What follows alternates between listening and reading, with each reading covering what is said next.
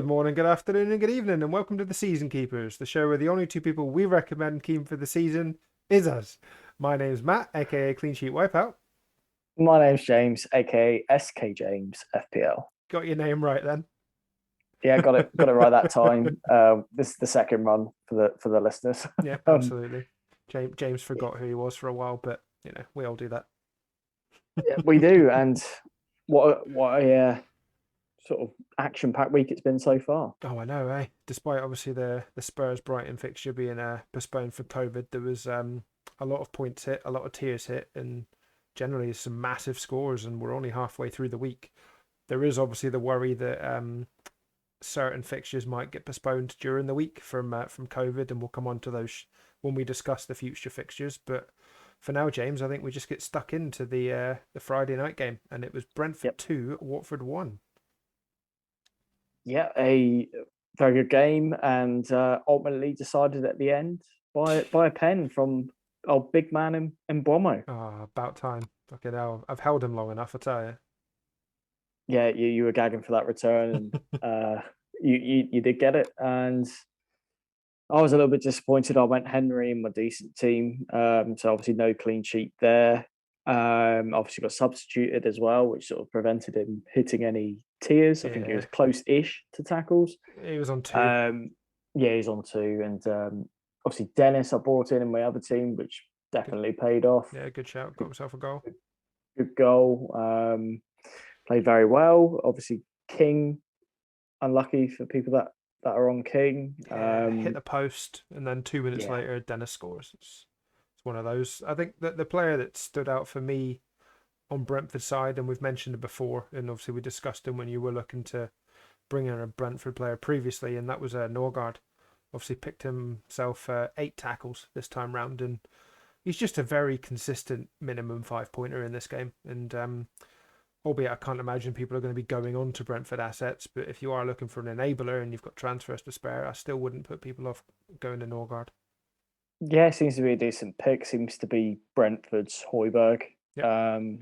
Looks decent. Yeah, and this game for Mbeumo was his last hurrah on my team because I swiftly moved him on, but we'll come on to that later.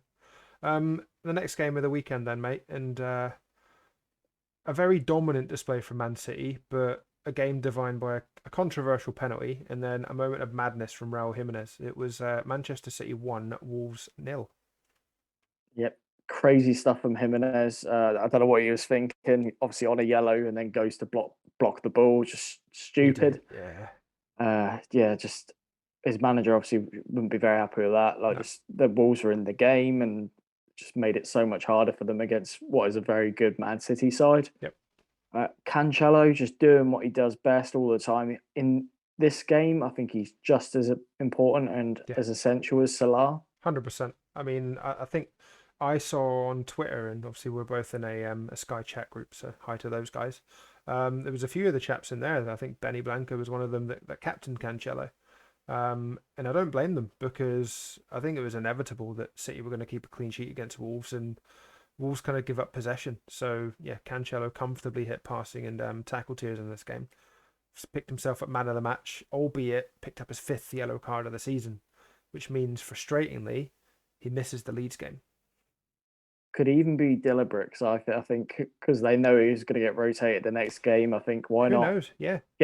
Take your yellow now, take your ban, and then you won't get banned when we need you. Yeah. Well, we're not going to legally say that on this podcast, James, but I think you might be We're right. going to get sued by Pep. I think you might be right. And then obviously Zinchenko played ahead of Kyle Walker and again comfortably picked up tiers, got himself 10 points in this one. I'd probably expect him to play against Leeds as well, obviously with Walker back and Cancelo rested, which should mean that Cancelo, fingers crossed for the foreseeable, after his midweek rest, should be favourable for the festive fixtures.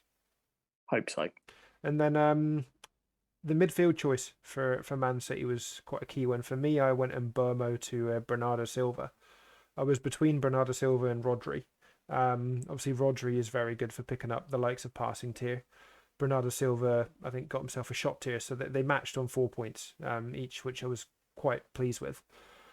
I'm getting Bernardo Silva because I feel with the fixtures coming up, he could be more involved in the goals, and he obviously has been already. So yeah, I kind of wanted to just take a bit of a punt and jump on Bernardo Silva, and hopefully he'll return a few over the next few weeks.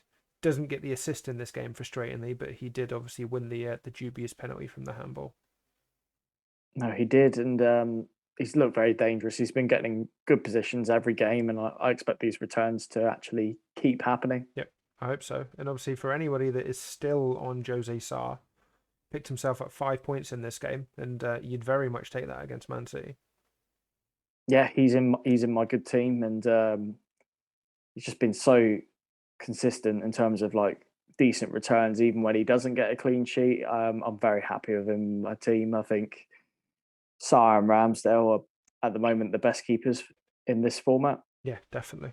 All right then, moving on to a fixture that I don't think either of us want to particularly talk about, but we have to. It was Arsenal 3, Southampton 0. Yeah, not great for Saints at all. Very disappointed, to be honest. In terms of my Sky team, it was good. I brought in Gabriel, You and did, yeah. that paid off immediately. Obviously, scored. He is capable of Yep. that. He's quite good in the air. But I kind of brought him in with a clean sheet in mind and maybe some sort of passing tiers. But yeah, no, I'll take the goal. And Saints, I think, yeah, if you could captain a player against us, I think no problem. I think people will look to probably captain Gallagher Yeah. against us I next think game. given Gallagher's hole, which obviously we'll come on to, I think Gallagher will be the most popular captain option on Wednesday this week. 100%. And he's in like over 90% of the top 1K's teams, so it's going to be very much the kind of effective ownership pick. I went against captaining him this week. We'll come on to it, and it bit me in the arse, so I won't be doing that again. Aaron Ramsdale, once again, absolute legend in Sky, picked himself up a 15-pointer, which included obviously the man of the match. He's just a man on a mission. 6 saves in this one, and continuously just keeps backing up Arsenal for that clean sheet. Yeah, very impressive. Him, the amount of saves he's making is extraordinary, and he just looks very confident. He's very much a leader.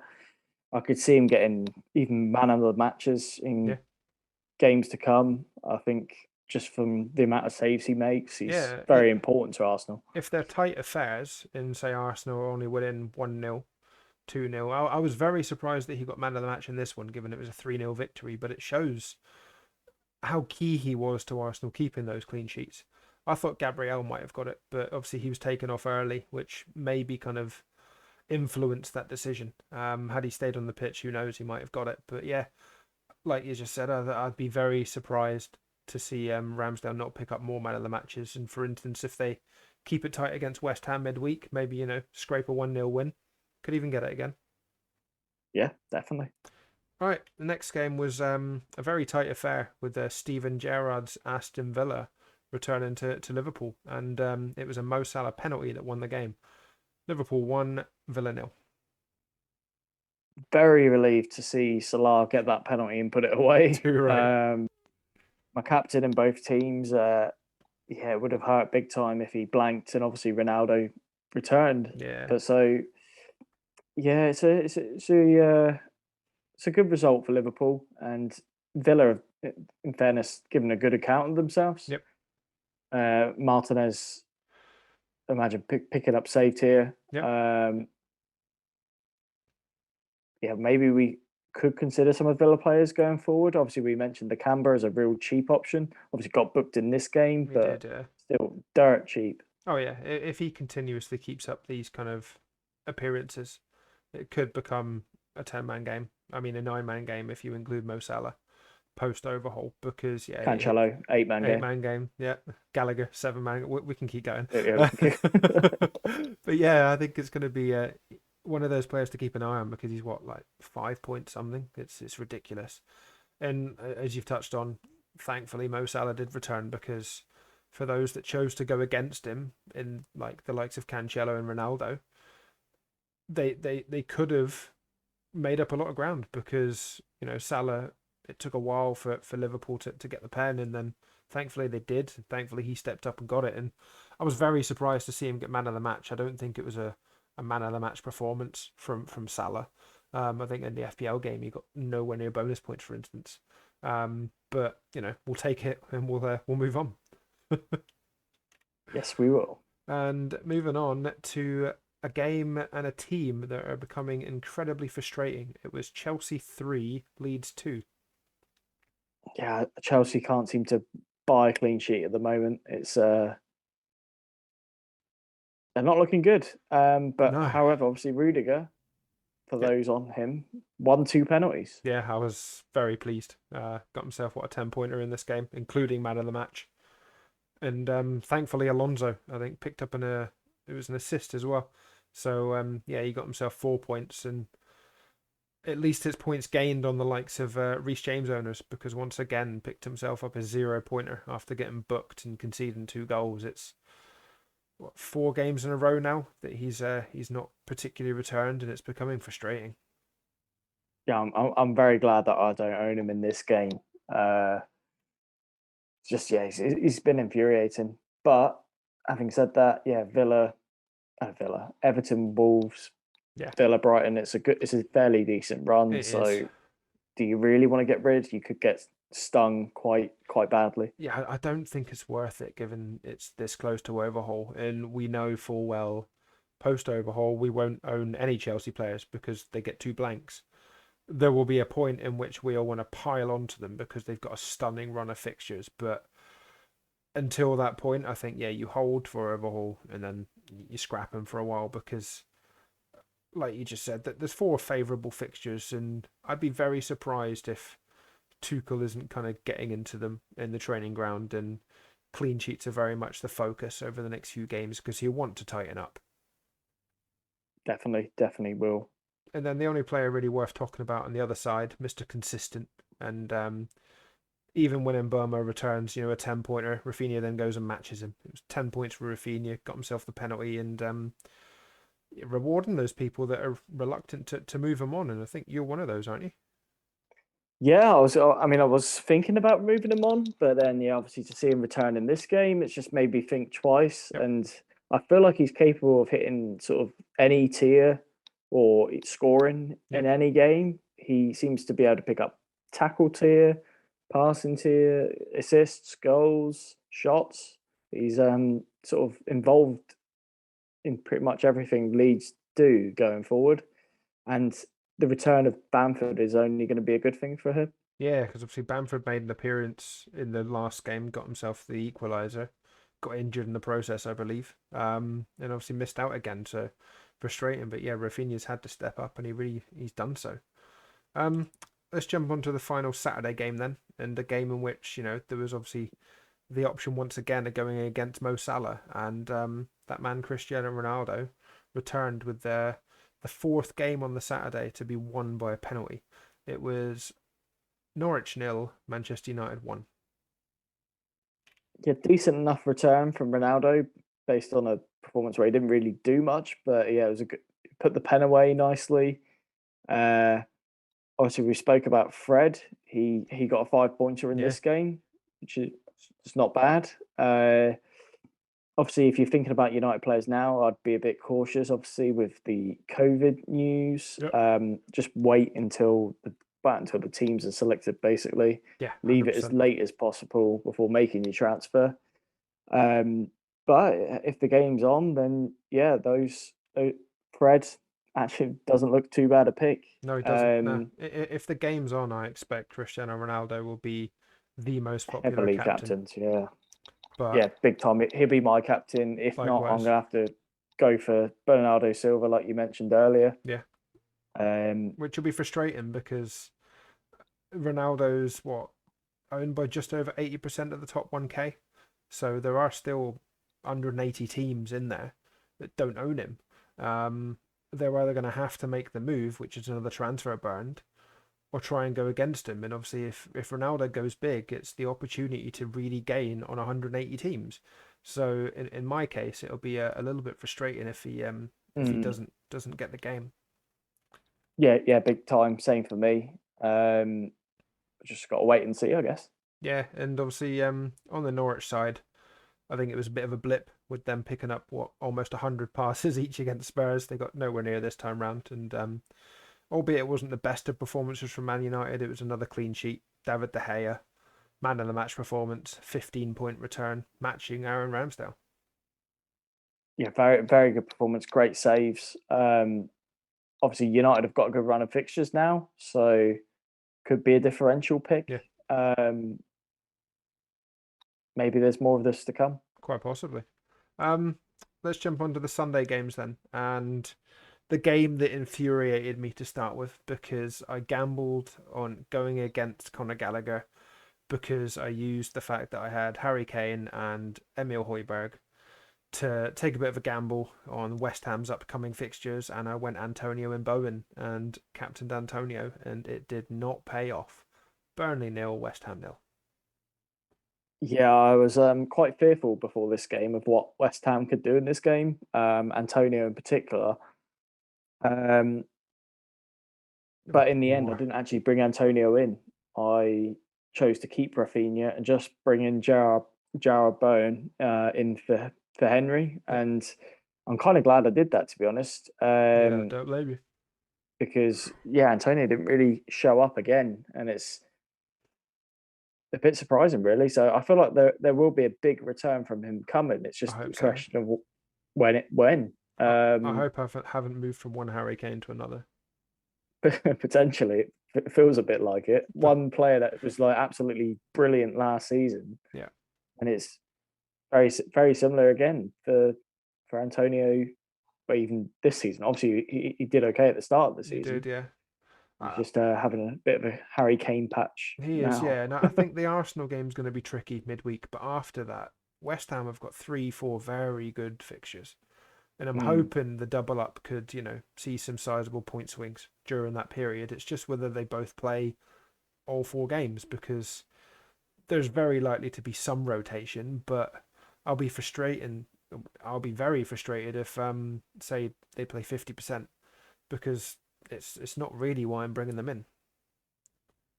No, yeah, definitely. I think the run is great, and that's part of why I brought in Bowen. But yeah, it's going to be hard to see if even they'll manage the fitness. Antonio, obviously, an injury prone player. Yep. Be sod's law for him to get injured in one of the next few games. You've said it now, you bastard. Right, well, listen. Hamfries go. Right, let's jump on to a game in which Leicester were absolutely dominant, and unfortunately, Jamie Vardy wasn't a part of it. It was Leicester 4, Newcastle 0. Yeah, Leicester absolutely tore Newcastle apart in this game. However, it's what's more important is the return of the Newcastle midfielders tackles. Mickey Almiron and Shelby. 6 for Almiron, and that's only with 62 minutes played. He got substituted. He did, Very, very impressed with that. In fairness, they needed to be making tackles in this game because they were getting torn a new one, and the return of Tielemans. So if anyone, obviously a great player in this game, and what a return! And we got to see the lineups as well. So yeah, I know there are quite a few people out there that decided to take the punt on either himself or Maddison, and you've been rewarded on both of them. Obviously, Tielemans here got himself a goal or 2 goals, the penalty, hit tackle tier 2, shot tier. He was unfortunate not to pick up man of the match. Maddison took that with a goal and an assist. But yeah, both of them were exceptional picks this week. Yeah, great picks. Obviously, I myself got put off of Maddison based on the COVID potential of Spurs Leicester getting cancelled, and that's what put me off Maddison. And it might not even be cancelled, so that's the frustrating thing. Yeah, very frustrating. Obviously, it's worth mentioning Daka started in the place of Vardy and got a goal and an assist. Yeah, played well. Not to be sniffed at. Definitely not. He's a good player. Yeah, it's just frustrating for this game. You can't really rely on owning him because you don't know when he's going to play. Obviously, other than the team use, but yeah, definitely not. Excuse me for yawning. I'm very tired today. Yeah, sounds it. I think we covered that game. I think so. Yeah, we'll jump on to the final game, and the game that really fucked me up the arse. It was Crystal Palace 3, Everton 1. Yeah, I loved every second of it. It is Conor Gallagher show, It really. was, yeah. Unbelievable. Obviously, 2 goals, shot tier, tackle tier. Yeah, got that late as well. They Opta miraculously found a fourth tackle to give him. Some guy in Opta Yeah. that has Gallagher in his Sky team I, captained. I'm surprised they didn't find another 15 passes, mate. It's a shame that that would have been the full house. It would have been, But yeah, yeah, 44 pointer. It's very good. lovely. Yeah. Obviously heavily owned, but maybe not heavily captained. So I think those that yeah, have captained, like myself, have benefited. definitely a lot of people made similar move to me, in which, we had Spurs and it was an easy hop on to West Ham, obviously for the fixture swing, and it meant that quite a few of us made the decision then to captain Antonio or Bowen over Gallagher, and it's one that's really kind of stung us a little bit, and it's frustrating because as soon as I saw that like that starting lineup and saw that Hughes was in there, that was likely to make a difference to Gallagher's position. And then watching it, Gallagher was practically playing as a forward. In that scenario, we all know that he's a clinical finisher. Took his first goal very well, and his second goal was a screamer. And yeah, completely deserved the man of the match performance there. And I think, like you mentioned earlier in the pod, he's going to be highly captained against Southampton. Yeah, big time. And even after that, the sort of run of good fixtures continues for him. And I'd maybe even consider getting a second Palace player, someone like Guehi in defence, or even other players are worth considering Yep, because those fixtures are very tasty. agreed. Yeah. Right, before we touch on the upcoming fixtures for the remainder of this week, do I have a quick update on where you currently stand halfway through the game week? Yeah, so team one is up to 947. That got 141 points so far. Nice. 44 of those from Gallagher, 14 from Dennis, 14 from Cancelo, 15 from Ramsdale, 24 from Salah, 9 from Van Dijk. Is very decent return for this team. My other team is up to 365th, which I'm very happy about. Gallagher again captained 44, Rafinha 10, Rudiger 10, Cancelo 14, brought Gabriel in for 13.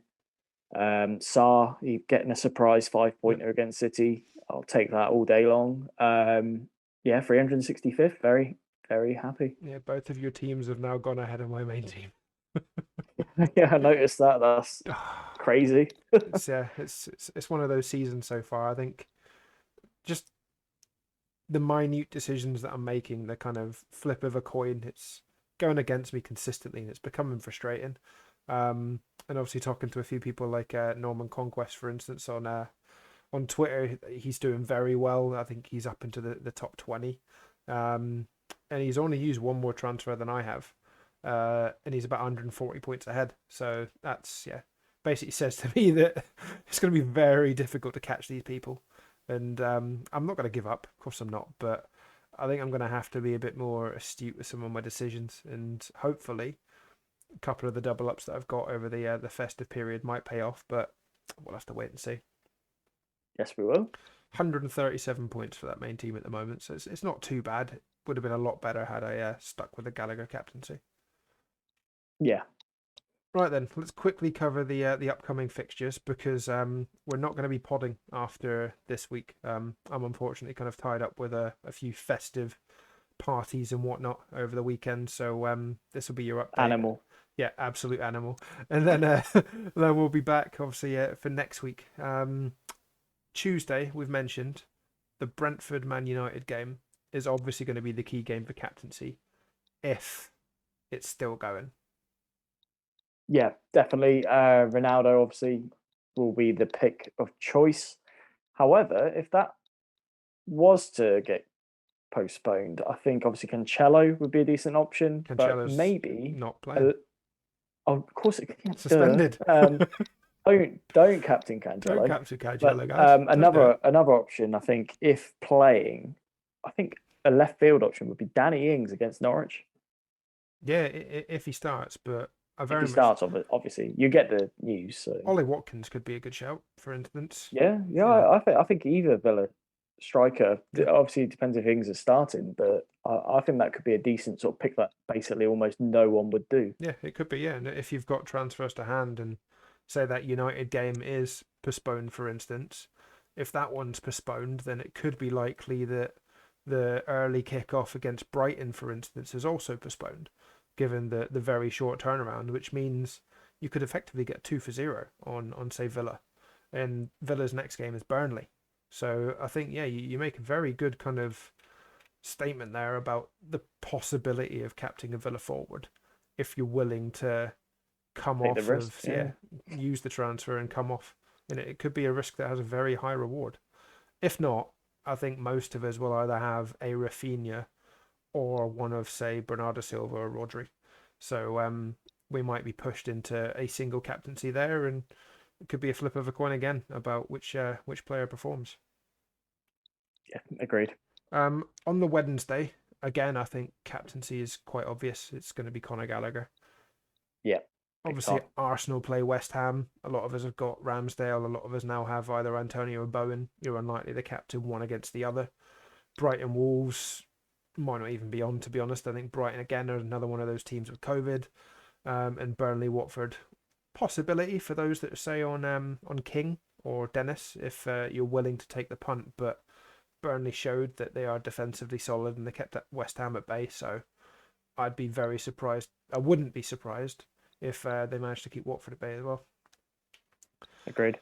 And then Thursday, obvious.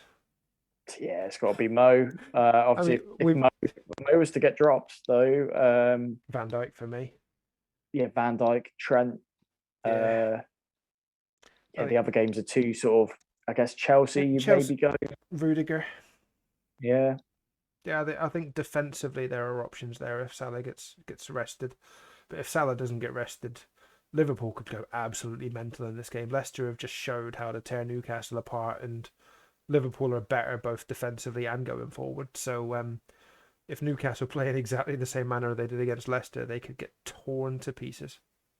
Yeah, definitely not the game to go against Salah if he does start. No, definitely not. So as mentioned, guys, we're not going to be kind of doing a review of the end of this week, unfortunately. That's my fault. But we'll be back following the end of game week 19, in which there are only 2 captaincy days. It's the Saturday and the Sunday. So get those teams locked in, guys. Obviously, plan your transfers, but wait until the final minutes because we could very well know about COVID, as late as a couple of hours before, who knows? And fingers crossed we don't get screwed. On that wonderful note, James, it is a goodbye from me. And goodbye from me. Cheers, guys.